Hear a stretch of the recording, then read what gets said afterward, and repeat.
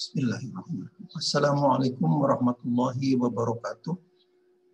Dalam presentasi kali ini, kami akan memberikan judul Premature Dawn in Indonesia. Sebetulnya ini agak kurang tepat, tapi ini karena dalam rangka serangkaian kuliah tentang premature dawn di dunia, maka kita berikan judul in Indonesia. Seperti biasa, ini adalah kerjasama antara Islamic Science Research Network ISRN UHAMKA Jakarta dengan Muhammadiyah University di Surakarta. Dalam hal ini diwakili oleh Dr. Bana Handaga. Oke, sebelum kita mulai dengan presentasi itu, kita akan berikan preview tentang progres penerbitan buku Premature Dawn in the USA. Data webcam dikumpulkan dari 10 lokasi di 9 negara bagian. Tapi dari sana ada 38 hari data morning twilight, data subuh ya. Insya Allah nanti akan terbit menjadi buku setebal lebih dari 300 halaman yang penuh dengan informasi grafis yang sangat kaya. Insya Allah akan tersedia di jaringan Amazon.com di seluruh dunia. Kemudian akan menyusul segera juga Premature Dawn in Europe dan Premature Dawn in Asia. In Asia itu termasuk yang Indonesia ini, yang akan saya presentasikan sekarang ini. Cuman ada sedikit perbedaan sumber datanya, nanti akan saya jelaskan. Masing-masing juga akan ada sekitar 300 halaman juga. Jadi insya Allah dalam tahun ini kita akan menerbitkan 3 buku Premature Dawn in the USA, in Europe, dan in Asia, masing-masing 300 halaman. Yang Australia dan New Zealand itu agak terlambat memang, karena nanti problem besarnya itu kan kalau untuk mengambil data New Zealand misalnya, saya 12:30 itu harus bangun, 12:30 malam gitu. Nah, ini yang agak berat. Kemudian kalau Australia itu kira-kira 2:30 lah. Jadi kalau bayangkan kalau mengambil New Zealand, kemudian Australia berturut-turut, praktis saya tidak tidur semalaman. Jadi agak terlambat saya kira itu nanti. Nah, ini adalah summary dari data dawn, data fajar di 9 negara bagian Amerika Serikat. Ada 9 negara bagian, tapi di New York ini kan kita ada 2 lokasi. Yang satu New York Harbor, yang kedua adalah World Trade Center New York juga. Nah, tapi yang lainnya adalah masing-masing. Ada Big Sky Montana. Nah, cuman punya di 3 data kita. Ada Boston, Massachusetts, ada Charlevoix, Michigan, ada Denver, Colorado, Houston, Texas, Mount Moran, Wyoming, New York Harbor, New York, Portsmouth, New Hampshire, Seaback Lake, Maine, dan World Trade Center, New York. Semuanya ada. Tapi bayangkan ini, lihat, ada yang cuma 59 derajat di bawah ufuk. Fajar muncul hanya minus 5,9 derajat matahari di bawah ufuk. 5,9. Ada yang 5,4 derajat. Jadi memang rendah-rendah sekali. Jadi ketentuan yang telah ditetapkan oleh ISNA sebesar 17,5 derajat itu memang harus dipertanyakan. Jangan biarkan umat muslim di Amerika Serikat sholat belum saatnya. Jadi fakta ini harus kita ungkap. Kalau misalnya nanti ISNA ngeyel bahwa itu sudah betul, ya silakan datanya kita minta dan kita akan tunjukkan bagaimana cara mendemonstrasikan bahwa fajar sudah muncul di video-video yang kami produksi. Jadi ini kalau ini dengan konfigurasi seperti ini, saya kira Tapi ini tentu saja summer ya. Summer itu saya kira tidak lebih dari 9 derajatan ini rata-ratanya. Tentu saja nanti di winter akan naik. Ya. Jadi memang antara winter dan summer di latitude tinggi seperti Amerika Serikat dan di Eropa itu harus diperlakukan berbeda. Oke, sekarang kita akan kembali ke kasus Indonesia. Dalam kasus Indonesia ini, kita menggunakan 2 drone. Karena tidak ada data webcam ya, karena data webcam tidak tersedia, maka kita menggunakan DJI Mavic Mini pada tahun 2020. Kita percobaan lah, kita tes, kita menggunakan yang paling murah. Kita beli ini seharga 7 jutaan kira-kira. Kemudian kita operasikan pada 2020 dan hasilnya sebetulnya sangat memuaskan. Sangat memuaskan. Cuman memang karena keberhasilan kita menerbitkan buku di Amazon.com, kemudian quite an achievement lah di tahun 2020, Hamka kemudian memberikan kami dana riset tambahan cukup besar juga, sehingga kami beli drone yang ini, DJI Mavic 2 Pro. Kita beli 2 ini, masing-masing 25 jutaan. Jadi kalau ini cuma 7 juta, ini 25 juta per satu biji. Kita beli 2, dan kita operasikan pada 2021 ini. Nah, kita mengambil data pada 2021 ini di 4 kota sebetulnya, di Palu, Kendari, Pontianak, dan Banjarmasin. Sayangnya yang bertugas mengambil data ke Palu ini kemudian kena Mavic kena COVID-19, ringan lah, tidak berat gitu, tapi akhirnya terpaksa harus diisolasi, sehingga boleh dikata misi ke Palu dan ke Kendari karena itu di cover oleh satu petugas, itu saudara Tosa Harjo Yudanto, akhirnya agak terbengkalai lah ini. Jadi nanti presentasikan ada hasil dari DJI Mavic 2 Pro di Banjarmasin saja yang akan kita presentasikan kali ini. Oke, tapi sebelumnya kita akan pada tahun 2020 kan kita mengoperasikan DJI Mavic Mini. Kita ambil data di Cimanggis, West Java. Cimanggis itu dekat Bogor gitu ya. Latitude-nya ini, longitude-nya ini pada Juli 5 2020. Nah, ingat 2020 ya, bukan 2021. Jadi setahun yang lalu. Datanya ini frame pertama yang kita ambil pada pukul 5, 11, 10, sehingga pada saat itu matahari posisinya adalah minus 13 derajat di bawah ufuk. Masih belum ada fajar. Jadi tidak ada cerita itu 18 derajat, apalagi 20 derajat. 13 derajat saja belum ada fajar. Kemudian ini adalah frame yang terakhir pada pukul 6, 13, 26. Pada saat itu matahari sudah di atas ufuk 1,7 derajat.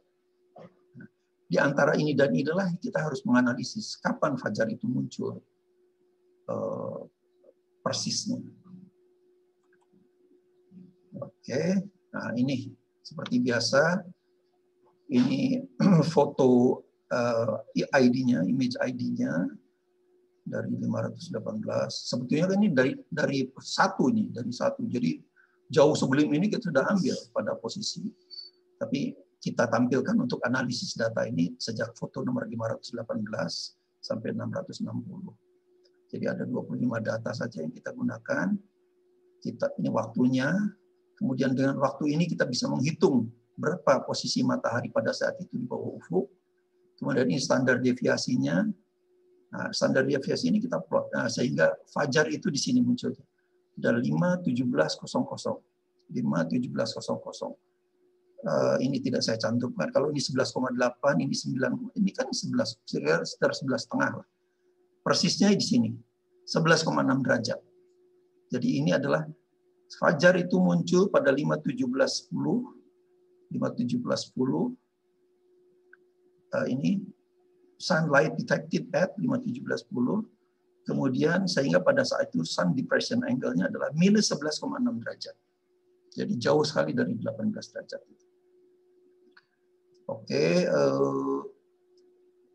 ini akurasi pemodelannya sangat akurat, 0,3 grayscale, jadi sangat akurat sekali. Nah, ini adalah detail bagaimana bagaimana kami menentukan fajar itu. Ini kelihatan pada posisi di 12,4 derajat di bawah ufuk, langit masih sangat relatif gelap sebetulnya, cuman karena ada ini sehingga agak terang. Tapi lihat ini, kita lihat ini ada granule dari granule partikel-partikel udara yang bisa terdeteksi. Ada variasi seperti ini, tapi ini adalah belum ada fajar. Ini juga agitation, partikel-partikel udara itu sangat menyebar, tidak merata lah, kira-kira begitu. Merata gitu, sehingga memang bisa terdeteksi tapi belum ada pola sama sekali yang menunjukkan bahwa itu fajar. Itu adalah posisinya di sini pada pukul 5.13.40,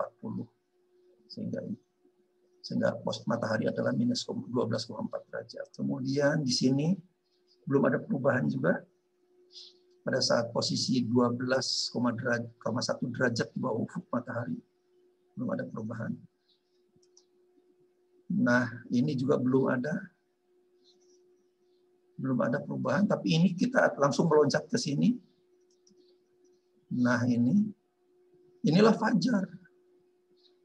Inilah fajar. Jadi sebetulnya fajar munculnya di sini ya. Cuman kita verifikasi di sini setelah berapa nih? 10 menit setelah ini. Jadi 10 menit setelah kita menentukan fajar ya muncul di sini. 10 menit kemudian lihat seperti ini. Jadi sangat meyakinkan sekali. Kemudian ini fajar sudah semakin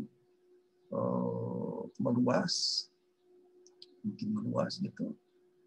Kemudian ini sudah kelihatan ini ada pola yang tidak scribble, sudah mengikuti pola objek yang dapat teridentifikasi karena fajar sudah muncul. Ini sudah berikutnya. Jadi inilah tanda-tanda kehadiran fajar yang. Kemudian ada Indonesia lagi, Banjarmasin, Kalimantan Selatan. Latitude-nya ini, longitude-nya ini pada 9 Juli 2021. Jadi barusan saja kemarin. Pada 15,2 derajat di bawah ufuk matahari, lihat gelap total. Kemudian ini adalah pukul 6.12.32 ketika matahari minus 4,5 derajat di bawah ufuk. Antara ini dan inilah kemudian kita harus menentukan di mana fajar itu muncul. Oke. Ya seperti biasa, ternyata munculnya adalah pada 5.37.52. Kita hitung secara akurat. 5.3732 sehingga pada saat itu matahari minus 12,6 derajat di bawah ufuk. Ini detailnya. Sun depression angle, sunlight detected at, jadi sinar matahari pertama yang dapat terdeteksi adalah pada 5.3752 sehingga minus 12,6 derajat. Pemodelannya juga sangat bagus, 0,5 grayscale. Nah ini detailnya pada 15,2 derajat masih gelap total.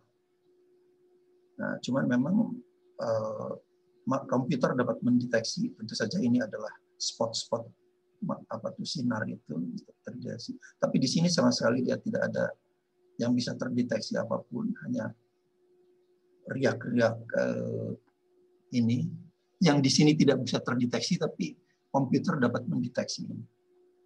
Kemudian kita bergerak pada ini, masih gelap total juga pada saat minus 14,1 derajat.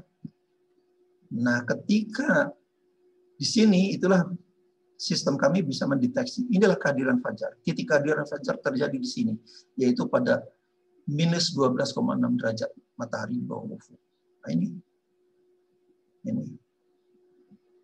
kehadiran, tanda-tanda kehadiran fajar yang bisa membuat kita bisa mendeteksi kehadiran fajar. Ini lihat. Nah, tentu saja spot seperti ini kalau nanti menghilang ini bukan fajar, tapi kalau semakin besar, nah itulah yang dinamakan fajar. Nah, ini lihat. Ternyata semakin signifikan. Artinya betul-betul fajar itu. Nah, ini. Oke, semuanya. Nah, kemudian Banjarmasin lagi pada 10 Juli 2021, jadi beberapa hari yang lalu saja, seminggu 2 minggu yang lalu. Ini pada posisi minus 17,0 derajat, gelap total. Ini ketika minus 5,4 derajat. Kemudian seperti biasa kita bisa dapat mendeteksi ternyata kehadiran fajar dimulai pada 5.40-53 sehingga pada saat itu minus 11,9 derajat. Ini detailnya. Minus 11,9 derajat. Root mean square error-nya agak besar. Yang tadi kan 0,3, 0,4, sekarang 1,4. Tapi ini adalah kalau kita relatif accuracy-nya sangat cukup bagus juga, sangat bagus juga karena ada 256 grayscale. Kalau ini 1,4 bagi 256 itu rendah sekali, paling cuma 0,5% saja, atau 0,4% lah saya kira di sekitar itu. Jadi sangat kecil, sangat artinya cukup akurat pemodelannya. Oke, ini seperti biasa pada minus 17,0 derajat matahari 2 ufuk, tidak ada tanda-tanda ini fajar. Kemudian ini pada saat minus 14,4 derajat, sebetulnya ini keluar, cuma nanti kalau ini hilang itu berarti ini bukan fajar. Nah ini kalau ini baru fajar. Ini fajar. Ini fajar. Karena ini kalau begitu semakin signifikan anunya. Kemunculan. Padahal dari sini ke sini kan cuma 8 menit saja. 5.48 ke 5.40 kan cuma 8 menit saja ini.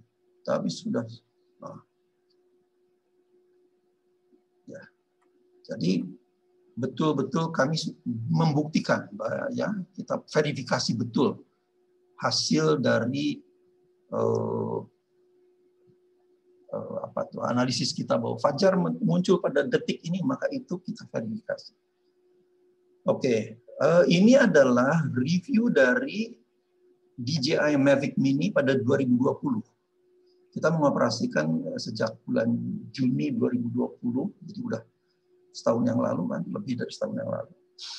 Kita ambil datanya adalah di Kaliangke, Jakarta, kemudian Cimanggis. Ini ada anunya, drone pilotnya. Ada Heri Wibowo, Rahmat Nur Hidayat, kemudian ada Tosa Hadi Yudanto. Lokasinya ada Kaliangke, Cimanggis, Bogor. Lihat ini dapatnya 12,09, 11. Ini akurasinya, root mean square error-nya, semua sangat bagus sekali. Kalau ini ada tambahan lagi, ada satu halaman lagi. Ini, jadi total kita ada 33 data subuh dan sekitar 20-an data isya ya. Ini isya, yang ini subuh. Sehingga rata-ratanya adalah minus 11,4 derajat. Minus 11,4 derajat. Jadi memang menurut kami kalau yang membuat kita dapat hasil yang agak besar, agak tinggi, 13 derajat itu karena SQM. SQM data itu, tapi SQM itu kan tidak bisa diverifikasi, ini problem besarnya. Dalam statistik itu ada istilah yang dinamakan, terminologi yang dinamakan zero variance. Zero variance. Itulah kondisi jika kita tidak bisa memverifikasi. Zero variance itu bahayanya adalah kalau ada blunder di situ, tidak bisa terdeteksi sama sekali. Nah, itulah kelemahan terbesar dari penggunaan SQM. Itulah sebabnya kalau nanti data drone dan webcam kita sudah semakin banyak. Data SQM yang kami miliki akan kita scrap, akan kita buang. Karena percuma aja, tidak bisa diverifikasi, artinya zero variance. Artinya kalau ada blunder tidak bisa terdeteksi, bahaya. Jadi kita membuat statistik baru dengan hanya menggunakan imaging sensor yang bisa diverifikasi dengan cara yang sudah kita jelaskan seperti barusan. Demikianlah, semoga bermanfaat. Assalamualaikum warahmatullahi wabarakatuh.